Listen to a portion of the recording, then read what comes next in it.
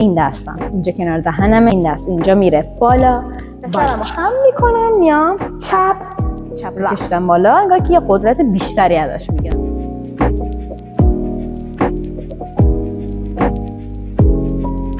سلام بچه‌ها، امیدوارم که حالتون خوب باشه. من ملینا و امروز قراره با هم دیگه دنس حساس بیبی ماستر رو یاد بگیریم. بدون هیچ حرف اضافه بریم که با اولین حرکت شروع کنیم. بدنم سمت راست میچرخه، کاملا سمت راست نیست، مورب.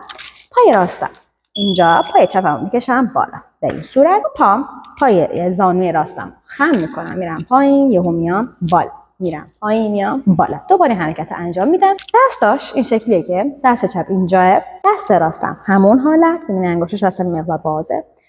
از سرشونه راستم میاد میره بالا، دوباره میاد پایین، دوباره میره بالا و میاد پایین. حرکت این شکلیه، بوم بوم. رو به بالا ضربه میزنم و دستم یهو میاد پایین، در نهایت دستام هر دوتاش پایین. با پاهاش از اینجا شروع میکنم،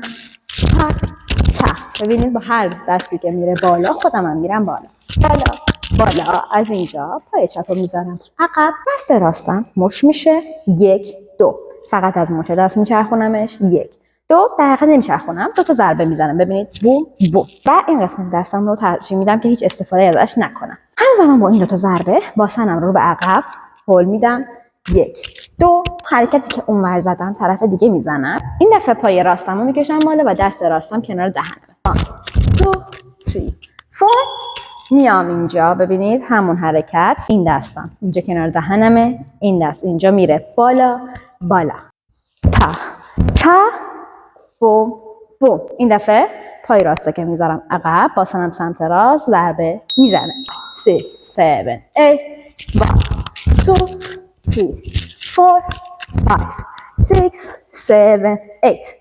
چپ دستم، دست راست جلوه، دست چپ پایین، بالا نیست، پایین، چپ راست. چپ رو که گذاشتم، پای راستم رو میکشم بالا، قدم دوم، 1 2، دستاشم تا 1 2.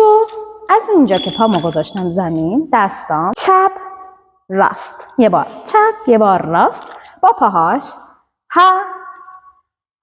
بدنم پای راستم رو گذاشتم عقب، خم کردم بدنمو، اول از همه قسمت بالاترم سمت چپه و میچرخم میام سمت راست، همزمان باهاش دستام ها، یه بار چپ یه بار راست. پاهامو قدم به قدم جمع میکنم، مثلا مهم نیست که کدوم پاتون اول میذارید، بوم بوم باید انجام بدم. از اینجا با شماره 6 1 2 3 4 5 6، پای راست میاد عقب، پای چپ میاد جلو، بوم. دستام تا اینجا یه چیزی رو انگار که پرت میکنین، حالا دستتون باید به این حالت رو هم دیگه بیفته، میتونید مشت کنید، میتونید دستتون رو باز کنید، هیچ فرقی نداره. 1 2. فقط دقت کنید وقتی که این حرکت انجام میدم بدنتون رو به عقب خم نشه، چون حرکت بعدی قراره که رو به عقب خم بشید و اگر که همینجا من بدنم رو به عقب خم بشه، برای حرکت بعدی یکم سخته.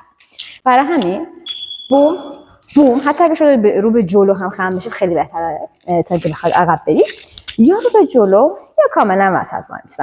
تا از این 2 دستم که میاد پایین، یه ویو به بدنم میدم، با سرم میرم، ببینید سرم که رفت، انگار که میگم خب بیا دیگه، به سرم رو خم میکنم، میام عقب، ببین بدنم اومد عقب، با پای چپم یه نقطه میزنم، نقطه. حالا همون حرکت رو میرم جلو، این دفعه پای که عقب نقطه میذارم، نقطه، یه بار دیگه میام عقب، با پای چپ نقطه میذارم، بوم بوم. 1 2 3 4 5 6 and ادامه‌شو میریم با هم. دستاشو ببینید اولش خودشو باد میزنه، انگار که یه بشقابه میخوام با چنگالم یه چیزی رو بخورم، قشنگ همین حالت داره، تا 3 بار. خیلی سریع هم اتفاق میفته، ببینید دینگ دینگ دینگ، 2 بار خودم رو باد زدم، میام جلو، تا 2 بار یا 3 بار، مهم نیست خیلی که با توجه به آهنگ اونجا ببینید که چطور میشه. میام عقب، بوم بوم. حالا رو پای راستم میپرم، پای چپم میکشم بالا، تا و اینا رو جابجا میکنم، تا بعد از همه پای چپم اومد، بعدش پای راستم. دست چپم بشقاب، دوباره دست راستم رو ببینید این شکلی به بدنتون وصل میکنید، 1 2، همزمان با پاهاش که انجام بدم میشه 1 یه بار دیگه از اینجا انجامش بدیم. 5 6 7 8 1 2 3 4 5 6 and 7 8. از اینجا با پای راستم قدم برمیدارم، راست چپ. راست و چپ رو که کردم بدنم از هم تا چپ بچرخه چون قرار بریم حرکت بعدی. میان رو هم دیگه، راست چپ. میتونید پاهاتون مثل من به هم دیگه نچسبونید، راست چپ انجام بدید، یعنی پاهم یه مقدار بیشتر باز میشه، باز یا اینکه همون سر جای خودتون بوم بوم فقط بچرخ. دی تا پای راست رو میکشم بالا، بدنم میاد پایین. این دفعه که پای چپ رو کشیدم بالا، راست چپ، دستام بوم بوم. یه بار دیگه، راست چپ.